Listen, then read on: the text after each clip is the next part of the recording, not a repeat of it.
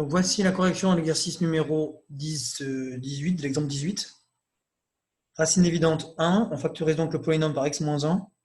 Vous voyez ici la division euclidienne, je vous laisse vérifier. Puis les deux racines du polynôme degré 2, x carré plus 2x plus 2, sont égales à 1 demi de moins 2 plus moins 2i, à savoir moins 1 plus ou moins i. D'où les trois racines du polynôme, 1, moins 1 plus i, moins 1 moins i. Ok, ensuite,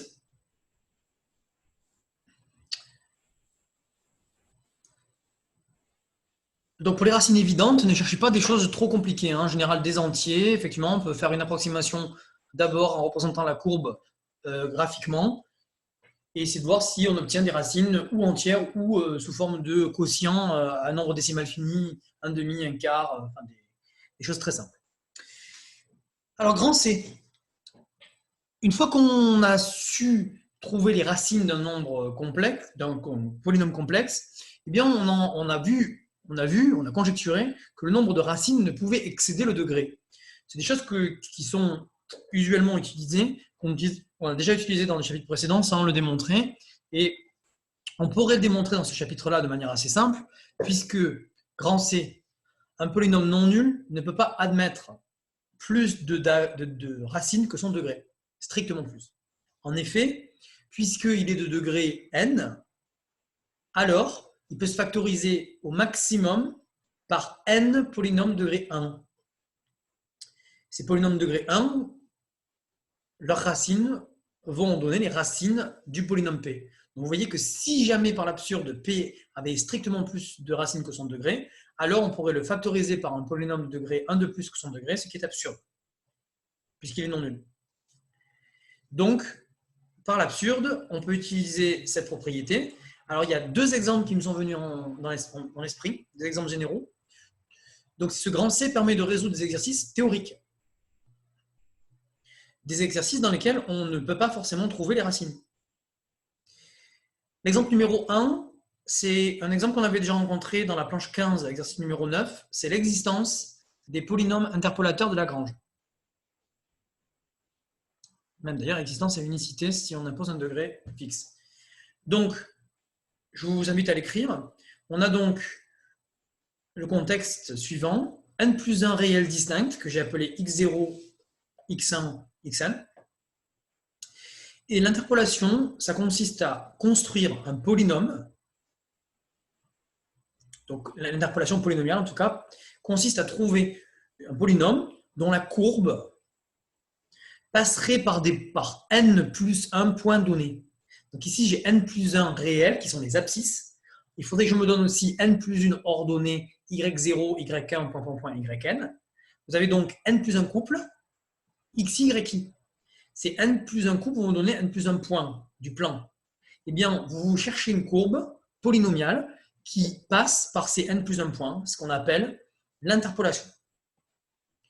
Les polynômes sont des bons outils pour trouver des courbes d'interpolation, mais ce ne sont pas les meilleurs parce qu'on a déjà vu les problèmes d'effet de bord dans le chapitre d'informatique.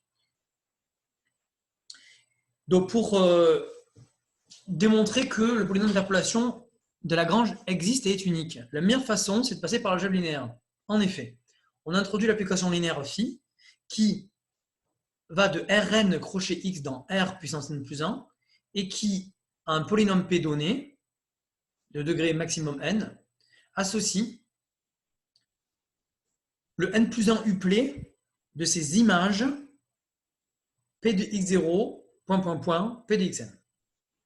Cette application est bien définie, elle est linéaire, très facile à démontrer. Et ensuite, on a envie d'étudier sa bijectivité. Pour étudier sa bijectivité, on repère que comme les deux, on est en dimension finie, et comme l'ensemble de départ et d'arrivée en même dimension, alors il suffit de montrer l'injectivité, par exemple. Pour étudier l'injectivité, on étudie le noyau.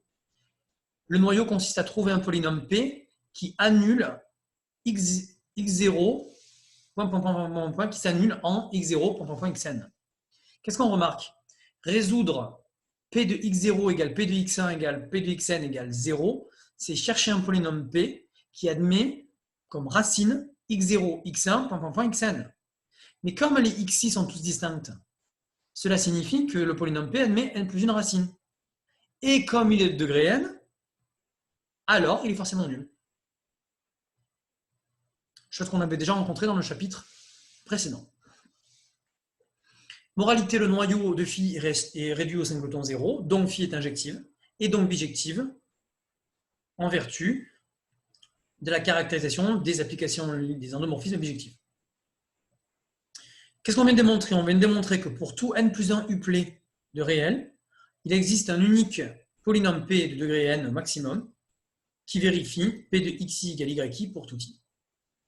Qu'est-ce qu'on vient de faire? On vient de trouver un unique polynôme interpolateur. Ce polynôme s'appelle le polynôme interpolateur de Lagrange. Il existe des formules que je ne vous présenterai pas ici, mais qui permettent de l'exprimer explicitement. Alors, on revient un instant sur le cours tapuscrit. La synthèse du cours, avant d'aborder un nouvel exercice. Donc, je vous rappelle qu'on avait introduit rapidement la formule de Taylor, qu'on avait admise, mais qui n'est juste qu'un cas particulier de Taylor-Young. Et que là, on est en train de s'occuper donc des racines ou des zéros, c'est des synonymes, d'un polynôme. Donc, je fais une petite synthèse qu'on a vue jusqu'à présent, qui était donc un chapitre par compétences techniques. On revient à des choses un petit peu plus théoriques. Donc, on appelle racine d'un polynôme une valeur d'annulation du polynôme. On a vu qu'un alpha était racine, donc scalaire était racine complexe ou réelle d'un polynôme, si et seulement si P était divisible par x moins alpha. C'est une équivalence. Ainsi, par récurrence immédiate, si votre polynôme P a pour degré n et admet n racines 2 à 2 distinctes, que je note alpha 1, alpha 2, alpha n, alors il peut se factoriser par tous les x moins alpha k, pour k allant de 1 à n. À ceci près, ne l'oubliez pas, de multiplier par un coefficient constant, qui est le coefficient dominant du polynôme. En effet, rien ne dit que le polynôme est unitaire. Rien ne dit que lambda est égal à 1.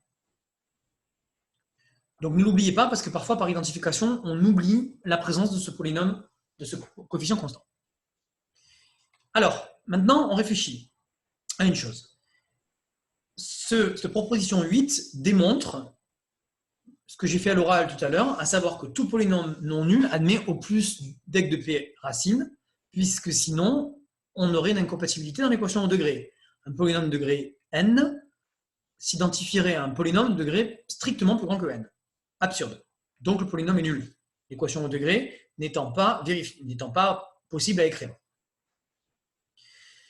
Deuxième corollaire. Si un polynôme admet plus de racines que son degré, alors il est nul. En particulier s'il admet une infinité de racines. Donc une infinité de racines, c'est un affaiblissement de la propriété. Mais vous allez voir que ça a un corollaire très intéressant, à savoir, prenez maintenant deux polynômes et supposez qu'ils coïncident sur une partie infinie. Donc, par exemple, sur un intervalle. Si P et Q coïncident sur une partie infinie, ça veut dire que P moins Q est un polynôme qui s'annule un nombre infini de fois. Donc, ce polynôme est nul. Donc, P moins Q est le polynôme nul, donc P égale Q. On vient de démontrer que si deux polynômes coïncident sur une partie infinie, alors ils sont égaux. Donc ça, c'est une propriété très intéressante qui sert dans certains exos. Et je voulais vous parler d'un pendant quelques minutes, une application très classique de ce genre de choses, ce qu'on appelle la dérivée logarithmique. Donc, je ne l'écrivais pas, la correction est en ligne, je vous invite à regarder le détail ultérieurement. Je vous explique très rapidement le principe. Supposez que vous ayez un polynôme qui s'écrit de cette forme-là. Un polynôme comme ça s'appelle un polynôme scindé, c'est-à-dire qui s'écrit comme un produit de polynômes de degré 1. J'ai mis des puissances ici, comme on va le voir dans 5 minutes, puisqu'il se peut que la racine alpha k apparaisse plusieurs fois. On dit que alpha k est une racine multiple. Supposons que le polynôme s'écrit de cette forme-là. Et supposons qu'on ait l'envie de le dériver. Alors, dériver un produit, on n'aime pas trop. Dériver u fois v, ça va. Mais dériver là, ici, un produit de q polynôme, c'est pas évident. Donc, on a une idée qu'on va re-rencontrer encore dans le chapitre, dans les chapitres ultérieurs, c'est de transformer le produit en somme. Parce que dériver une somme, ça on sait par linéarité de la dérivée. Et on a une fonction qui nous fait ça aisément, c'est la fonction logarithme. Si on pouvait appliquer le logarithme népérien au polynôme, alors on pourrait écrire ça. Et pour dériver cette expression, eh bien ça sort tout seul.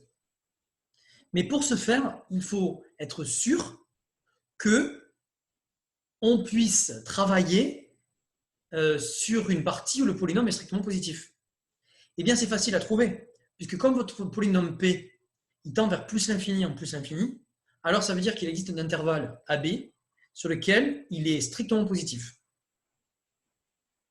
Si vous travaillez sur cet intervalle AB, dans ce cas-là, vous pouvez composer P par le logarithme népérien, vous pouvez écrire cette expression-là, vous pouvez la dériver, et quand vous la dérivez, qu'est-ce qui se passe? Eh bien, on obtient que P' sur P s'écrit sous cette forme-là. Et en faisant passer le P de l'autre côté, on obtient cette égalité-là. Qu'est-ce que ça donne? Ça dit que le polynôme dérivé s'écrit comme P multiplié par une fonction qui n'est pas polynomiale. Mais ce produit-là, c'est un polynôme. Pourquoi c'est un polynôme? Mais parce qu'il s'écrit P'. C'est un polynôme, pourquoi? En fait, on peut s'en rendre compte si on développe mentalement. Si on développe mentalement, comme dans P de x, il y a des factorisations par x moins alpha k. Quand vous allez développer, ce x moins alpha k qui paraît être une division par 0 pour x égale alpha k, va se simplifier. Donc les valeurs interdites vont disparaître. OK? Moralité, on en est où? On en est que P' égale Q, donc on a deux polynômes égaux sur l'intervalle AB. Comme ces deux polynômes sont égaux sur une partie infinie, alors ils sont égaux partout. Moralité, ce qui était vrai uniquement sur l'intervalle AB est vrai sur tout R, et donc on peut écrire cette égalité-là, qui est vraie partout, même d'ailleurs en les alpha k, compte tenu de la remarque que je viens de donner à vous. Cette expression-là s'appelle la dérivée logarithmique. Pour dériver un produit, on peut utiliser cette formule-là, qui est donc une version très sympathique de la dérivée d'un produit de Q-facteur. Alors, suite et fin du grand 3 de ce chapitre. Nous allons parler maintenant d'ordre de multiplicité d'une racine. Donc, on vient de voir apparaître ce concept ici, lorsque j'ai, dans l'exemple précédent de la dérivée logarithmique, j'ai présupposé que le polynôme pouvait éventuellement se factoriser non pas forcément par x moins alpha k puissance 1, mais par x moins alpha k puissance 2, 3, 4, etc. Ce qu'on appelle le concept de racine double, triple, que vous avez déjà vu dans le secondaire. Donc, définition propre de l'ordre de multiplicité d'une racine. On donne un polynôme P non nul, toujours non nul pour les raisons de degré, et on suppose qu'il admet alpha comme racine. L'ordre de multiplicité de alpha, c'est le plus grand entier naturel m supérieur ou égal à 1, tel que x moins alpha puissance m divise p. Alors, attention, le plus grand, parce que si votre polynôme p est divisible par x moins alpha au carré, ça ne dit pas qu'il n'est pas divisible par x moins alpha au cube. Ce qui voudrait dire dans ce cas-là que la racine n'est pas double, mais peut-être triple. Moralité, il faut absolument dire que c'est le plus grand entier. Autrement dit, je vous dis que x moins alpha puissance m divise p, mais x moins alpha puissance m plus 1 ne le divise pas. Dans ce cas-là, l'ordre de multiplicité, c'est m. Si m vaut 1, on parle de racine simple. Si m vaut 2, on parle de racine double. Si m vaut 3, on parle de racine triple. Éventuellement, après, de racine quadruple. Mais on dit plutôt, à partir de l'ordre 4, on dit alpha est d'ordre de multiplicité 4. Les propositions qui vont suivre vont être admises, mais vont apparaître très facilement. La 9, on va peu s'en servir. Et la 10, on va beaucoup s'en servir.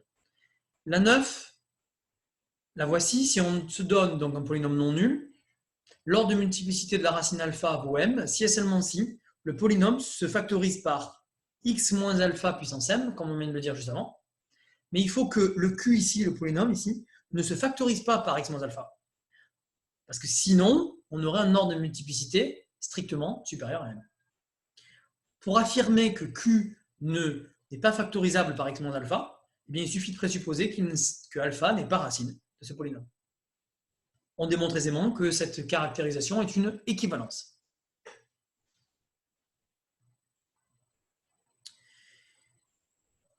J'en profite pour vous dire qu'on peut généraliser la notion d'ordre de multiplicité à l'ordre 0. On peut dire qu'un polynôme admet alpha comme racine d'ordre 0 si alpha n'est pas racine. Je sais que c'est un petit peu absurde, mais ça permettrait de généraliser la proposition numéro 9. Parce que si P n'est pas factorisable par x moins a puissance m pour m supérieur ou égal à 1, ça veut dire qu'en fait, P de alpha n'est pas nul. Donc on pourrait dire que l'ordre de multiplicité est valable même pour les nombres qui ne sont pas racines d'un polynôme. Je le signale comme ça dans un petit coin. Alors, proposition numéro 10. Alors, cette proposition numéro 10, vous allez l'utiliser dans le TP informatique qui a à faire pour mercredi. Donc, c'est pour ça que j'y passe. Je voulais le faire absolument aujourd'hui. Regardez comment elle s'énonce.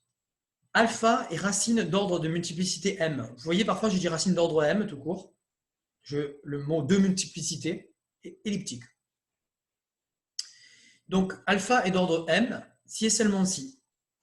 On peut utiliser les dérivées successives du polynôme P en alpha et dire que si et seulement si toutes les dérivées successives en alpha jusqu'à l'ordre m-1 sont nulles et que la dérivée d'ordre m n'est pas nulle.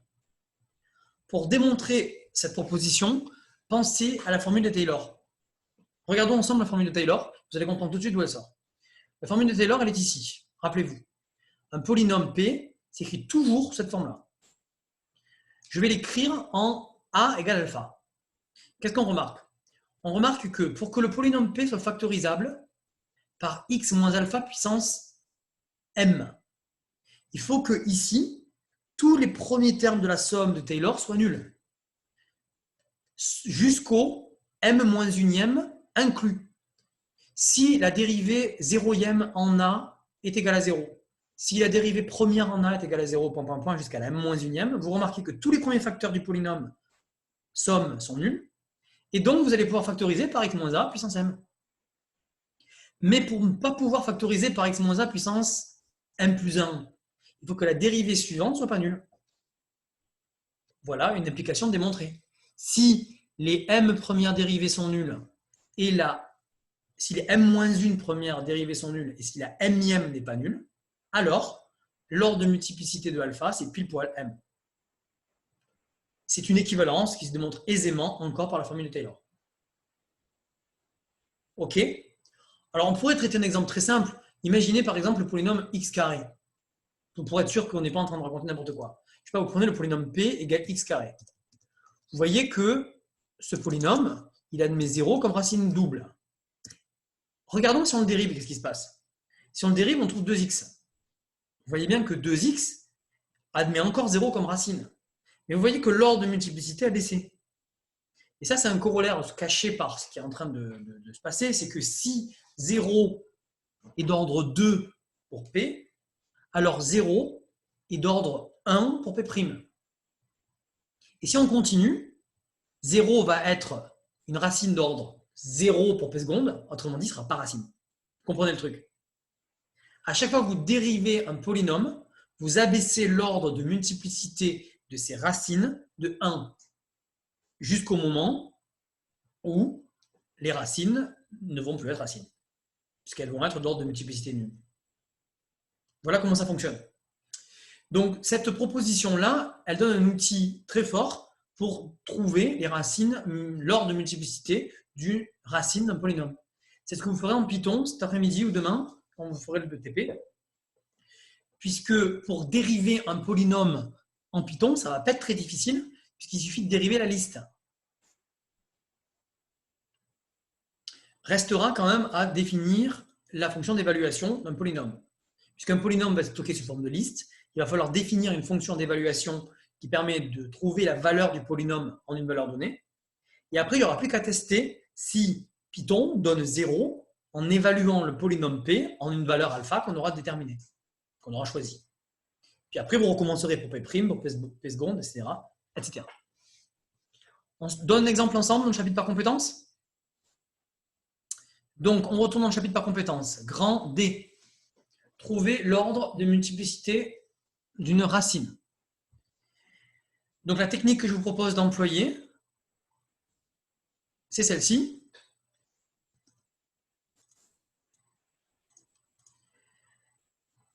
Alors, il faut d'abord s'assurer que A est une racine. Donc, il faut d'abord avoir trouvé une racine évidente. Dès que vous avez trouvé une racine évidente, alors la technique consiste à dire on calcule les dérivées successives de P en A jusqu'à ce qu'elles ne s'annulent plus. Et je vous propose d'expérimenter cette technique dans l'exemple numéro 20. Donc, correction de l'exercice numéro 19. On a donc un polynôme qui admet 2 comme racine évidente. On applique la technique qu'on vient de rencontrer. À ce stade, 2 est racine simple. Mais quand on calcule P' et qu'on l'évalue en 2, on trouve encore 0. Donc, l'ordre de multiplicité qui était à 1 passe à 2. J'emploie le mot ordre de multiplicité pour vous donner une technique de mémorisation, mais on ne l'appelle pas ordre de multiplicité, puisque justement, ce n'était pas 1. C'était plus de 1. C'était 1 ou plus. Ici, puisqu'on a une première annulation de la dérivée première, on obtient donc un ordre d'un de plus. On recommence, on calcule P secondes, mais on se rend compte qu'il ne s'annule pas en 2. Donc ça veut dire que l'ordre vaut 2 et pas plus. Donc 2 est racine double. Moralité, vous pouvez donc factoriser P par x moins 2 au carré. Ok? Donc, donc P se factorise par x moins 2 au carré. Voilà.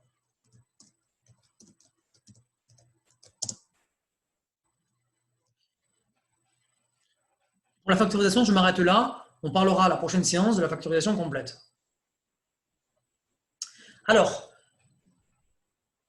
cette technique sera très facile, sera très aisée à programmer en Python pour trouver l'ordre de multiplicité d'une racine.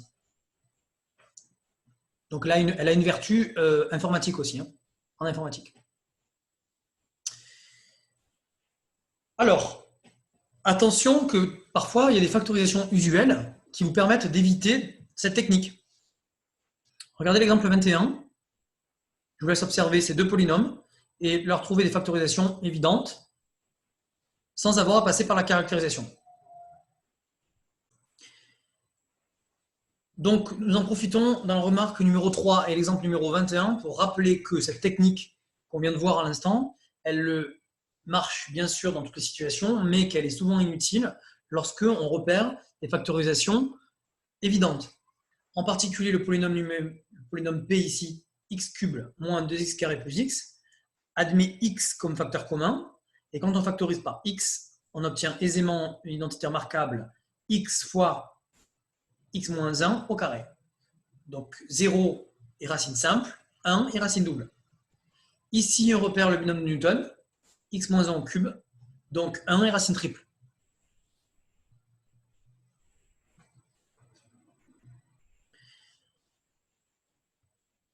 Alors, j'aurais voulu qu'on regarde cet exercice numéro 2 d'algèbre linéaire sur les polynômes, qui est très intéressant puisqu'il applique la technique des ordres de multiplicité pour démontrer qu'un endomorphisme est un projecteur. Donc, soit n appartient à une étoile, on se donne phi appartient à L de K crochet X, et il est défini comme ça. Donc, n est fixé dans cet exercice. Donc, à un polynôme de degré quelconque, on associe la partie régulière de son développement limité en 0 à l'ordre n. Et ce qu'on va démontrer, c'est que cette application est un projecteur vectoriel dont on va déterminer les éléments caractéristiques. Alors, je vous donne cet exemple-là pour plusieurs raisons. D'abord parce qu'il s'applique parfaitement à la technique grand D, mais aussi parce que géométriquement, j'ai quelque chose à vous expliquer, enfin, regardez avec vous. vous avez un polynôme P. Et en fait, en lui appliquant phi, vous ne gardez dans le développement de Taylor que la partie régulière du développement limité à l'ordre n. En fait, ce qu'on est en train de faire pour les polynômes, on pourrait avoir la folie de le faire pour les applications quelconques définies au voisinage de 0. Alors, on pourrait travailler quand même sur l'ensemble des fonctions de classe C infinie en 0 pour être sûr que d'après la formule de Taylor-Young, elles admettent un développement limité à n'importe quel ordre. En tout cas, fonction de classe Cn, pour être sûr qu'elles admettent un développement limité à l'ordre n. En fait, ce qu'on est en train de faire, c'est de dire on remplace une fonction P par la partie régulière de son développement limité. Autrement dit, phi, c'est celle qui consiste à enlever le petit o. C'est un peu comme si vous aviez une fonction et vous ne gardiez que ses composantes sur 1, x, x carré, point, point, point, x puissance n. Donc géométriquement, imaginez que vous voyez les fonctions comme des vecteurs. Vous avez une fonction, je fais un petit dessin, vous avez une fonction, f, et vous avez envie de ne garder des composantes que sur un espace vectoriel. Cet espace vectoriel, je le représente comme un plan parce que je ne peux pas avoir plus que 3 dimensions. Et ce plan vectoriel, c'est un espace vectoriel en fait, je le définis comme vect de 1x, point, point, point, point, point, x puissance n.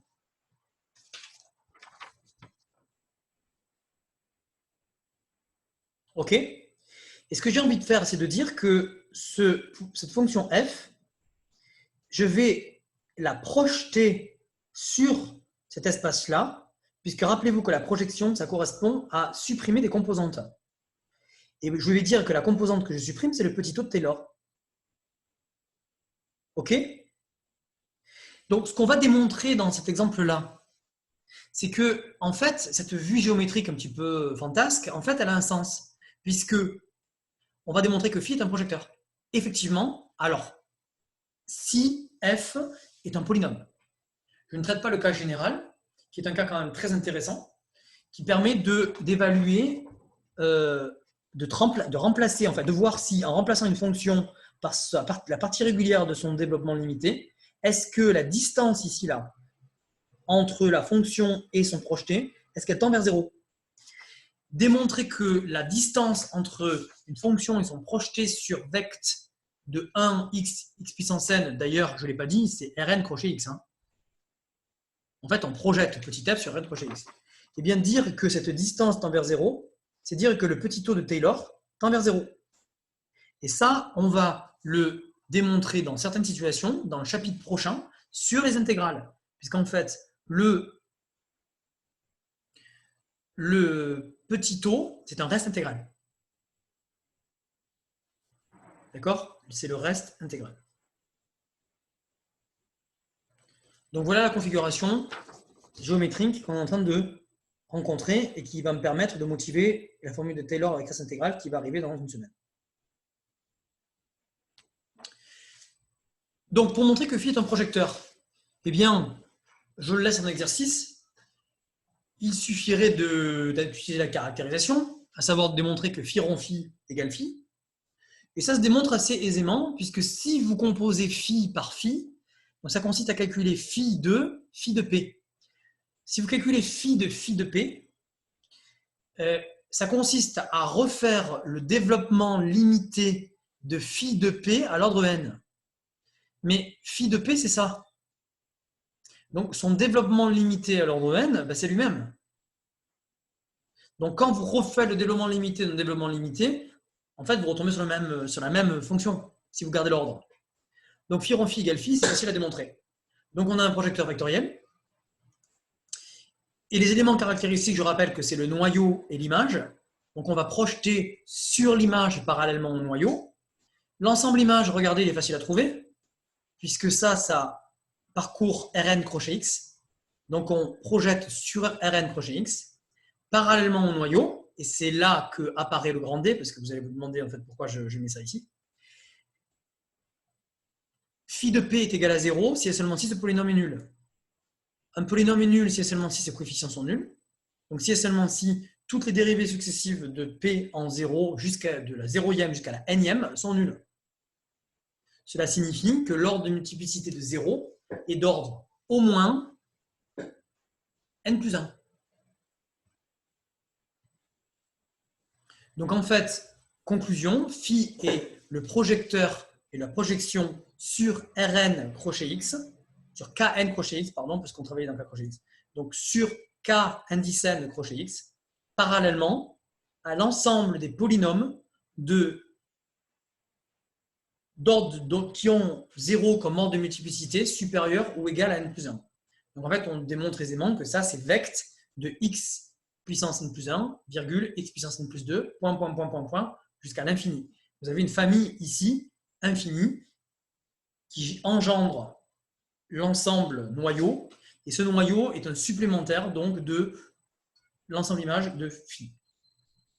Donc on travaille en dimension infinie ici, donc on a deux espaces, l'un qui est dimension finie, l'image, qui est dimension n plus 1, et l'autre qui est dimension infinie, le noyau.